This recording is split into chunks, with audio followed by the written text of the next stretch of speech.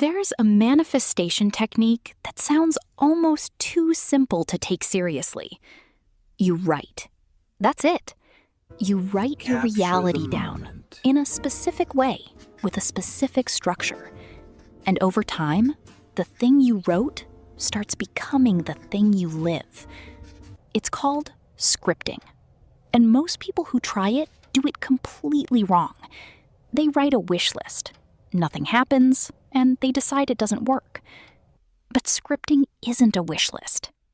Done correctly, it's one of the most direct ways we have to do the thing we talked about last time, to retrain the brain's filter, its predictions, and its sense of who you are. Today, I'm going to walk you through exactly how to do it, step by step. By the end of this video, you'll have written your first real script. If you watched the last video, you'll remember the 3 systems: the filter that decides what you notice, the predictive brain that generates your reality before you experience it, and the self-concept your life keeps drifting back toward. Scripting is the single practice that works on all 3 at once. That's why it's the technique I'd hand someone first if they only had one. Here's the plan for the next 9 minutes. First, why writing specifically? Not visualizing, not affirming, does something the others don't. Then the 4-part structure of a script that actually works.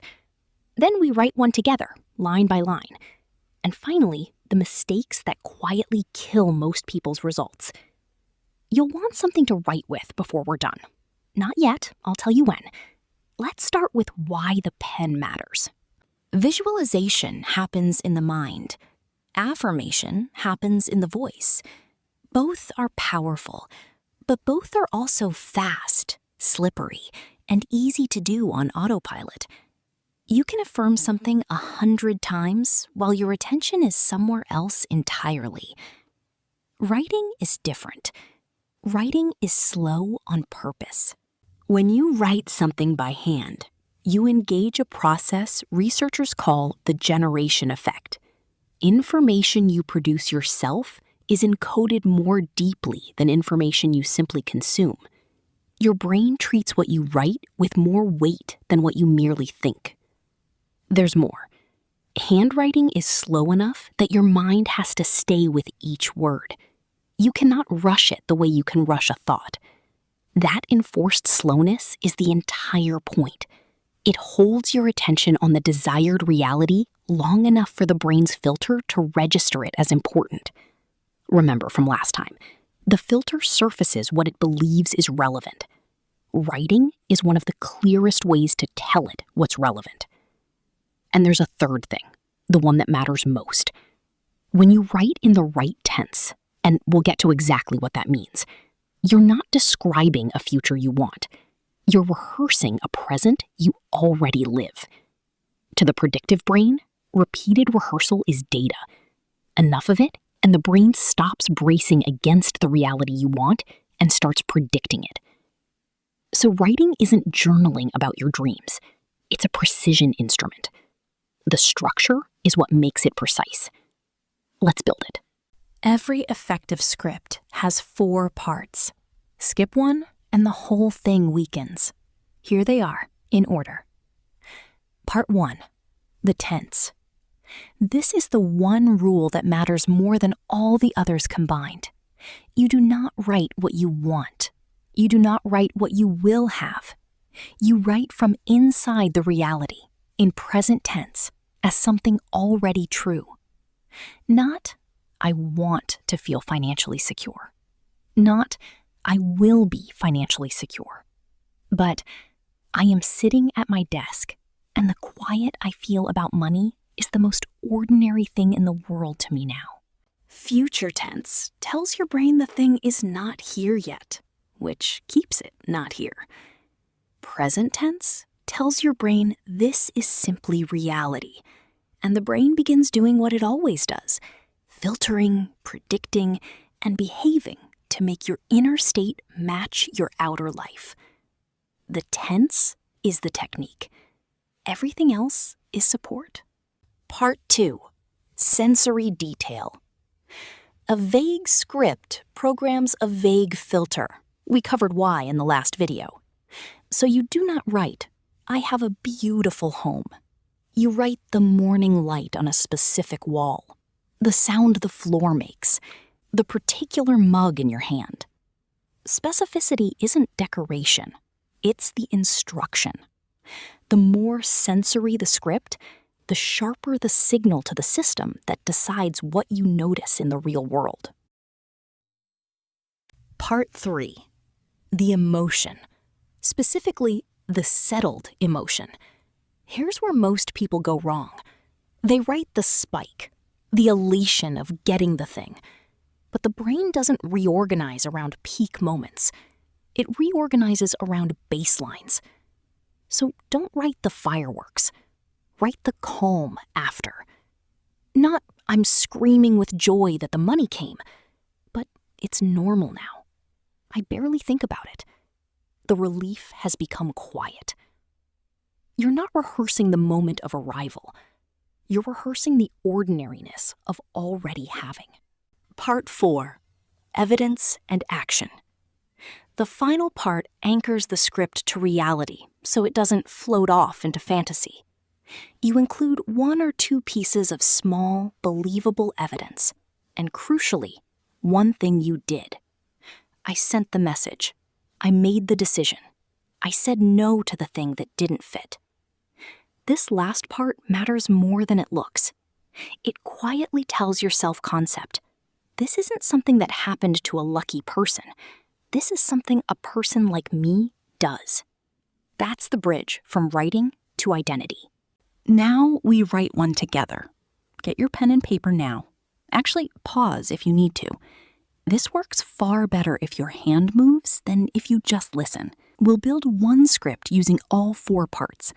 Follow along with your own desire.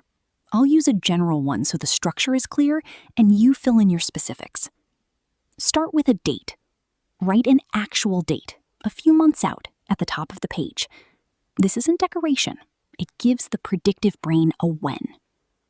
Now, the opening line. Present tense, ordinary moment. Begin with, "It is your date, and I am," and place yourself somewhere small and specific. Not the celebration, the Tuesday. "It is October the 12th, and I'm sitting at my kitchen table in the early morning, before anyone else is up." Next, the sensory layer. 2 or 3 concrete details. What do you see, hear, hold? The coffee is still too hot to drink. There's light coming through the window on the left, the way it does this time of year. Now the part that proves it. State the thing you wanted, but state it as a present, ordinary fact, not an announcement. "I'm looking at the account, and the number that used to make my chest tight is just a number now. It's normal. I'm not bracing." Now the settled emotion. Name the baseline feeling, not the spike. What I notice most is how quiet it is. Not exciting. Quiet. Like something I've stopped having to think about. And finally, the evidence and the action. One small thing you did. It started months ago when I stopped pretending it was fine and actually made the change I'd been avoiding. I remember sending that one message. That was the turn. That's a script. 5 or 6 sentences. Notice what it is not. It's not long, it's not a wish list, it's not dramatic. It's a quiet, specific, present tense memory of a future that hasn't happened yet. That's the whole craft. Before you go and do this every day, and you should, here are the 4 mistakes that quietly ruin scripting. Avoid these and you're ahead of almost everyone who tries it. 1. Writing in future tense. I will and I want are the most common failure. The moment you catch yourself, stop and rewrite the line as already true. Guard the tense above everything. 2. Writing the spike instead of the baseline. If your script reads like a celebration, it's too loud. Bring it down to ordinary. Ordinary is what the brain accepts as real. 3. Scripting once and waiting. This is not a spell you cast once. It's a rehearsal you repeat. A short script most days beats a perfect script one time. Repetition is the mechanism. A few minutes daily, not an occasional marathon. 4. Gripping it. This is the subtle one. If you finish scripting and immediately start anxiously checking whether it's working, you've undone it. We'll go deep on why desperation blocks results in a future video. For now, write it, feel it as done, and close the journal. The closing of the journal is part of the practice. This is the kind of work we do here.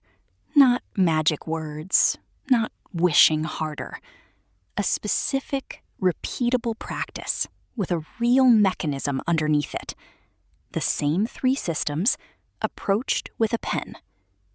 If this is the kind of thing you want more of, subscribe. New videos every week, each one building on the last. And if you want to actually do this properly, I've put together a free guide called The Manifestation Foundations. It includes a 7-day scripting and identity practice that uses everything we just covered, structured day by day. It's the natural next step from this video, and it's free. Links in the description.